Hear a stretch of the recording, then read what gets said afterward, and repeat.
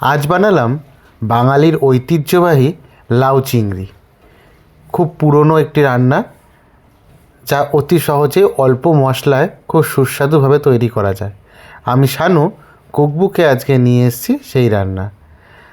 কড়াটা বসিয়ে দিলাম, কড়াটা গরম হয়ে গেছে, দিয়ে দিলাম সর্ষের তেল। তেলটা গরম হয়ে গেছে, এর মধ্যে আমি চিংড়ি মাছগুলোকে ভেজে নেব। চিংড়ি মাছগুলোকে খুব ভাজবো না, একটু হালকা করে ভাজবো। এর মধ্যে আমি দিয়ে দিচ্ছি অল্প পরিমাণ লবণ আর হলুদ। লবণ আর হলুদ দিয়ে চিংড়ি মাছটাকে সামান্য ভেজে নেব। চিংড়ি মাছ বেশি ভাজলে খুব শক্ত হয়ে যায়, তা খেতে একেবারেই ভালো লাগে না। চিংড়ি মাছগুলো ভাজা হয়ে গেছে, এগুলোকে একটা পাত্রে আমি নামিয়ে রেখে দিচ্ছি। চিংড়ি মাছ ভাজার তেলেই বাদবাকি রান্নাটা করে নেব।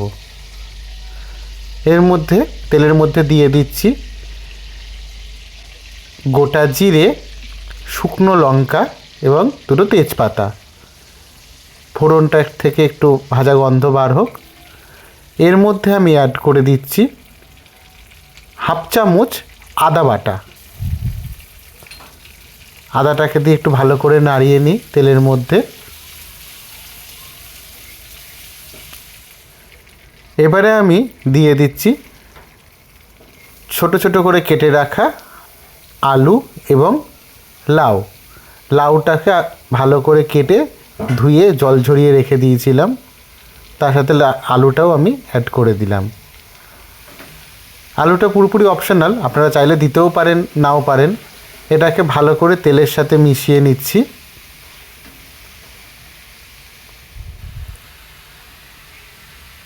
আমি এর মধ্যে দিয়ে দিচ্ছি লবণ,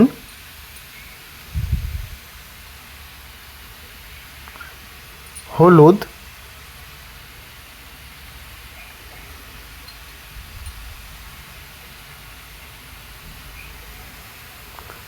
আর একদম অল্প পরিমাণে একটু জিরের গুঁড়ো। সমস্ত মশলাগুলোকে আবার ভালো করে নাড়িয়ে মিশিয়ে নিই।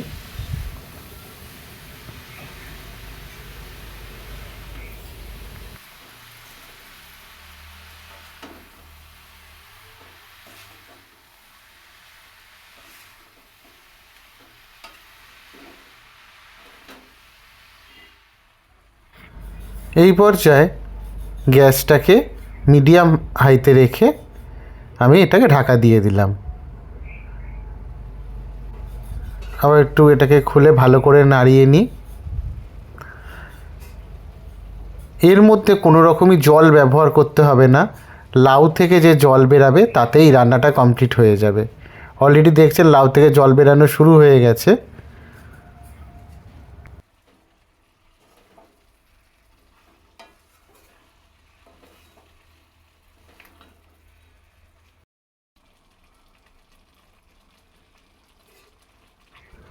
এটাকে আবার কিছুক্ষণ ঢেকে দিয়ে রান্না করে নেব।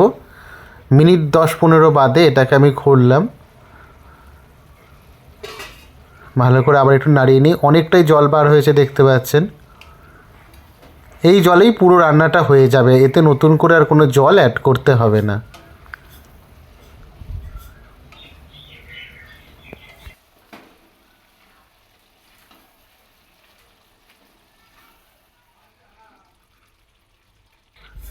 এর মধ্যে এবারে দিয়ে দিচ্ছি অল্প পরিমাণ চিনি,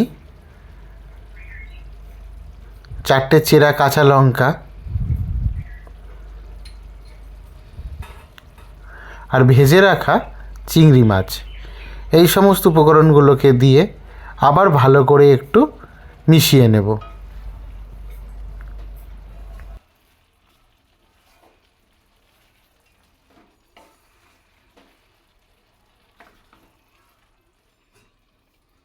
এটাকে ভালো করে মিশিয়ে নিয়ে আবার এটাকে আমি ঢাকা দিয়ে দিচ্ছি। আবার 10-15 মিনিট বাদে ঢাকাটাকে খুলে নিলাম। এবারে রান্নাটা আমার প্রায় হয়ে এসছে। রেসিপিটা কেমন লাগলো আমাকে অবশ্যই কমেন্ট করে জানাবেন। ভালো লাগলে আপনাদের প্রিয়জনদের মধ্যে এটাকে ছড়িয়ে দেবেন এবং আমার এই চ্যানেলটাকে সাবস্ক্রাইব করুন।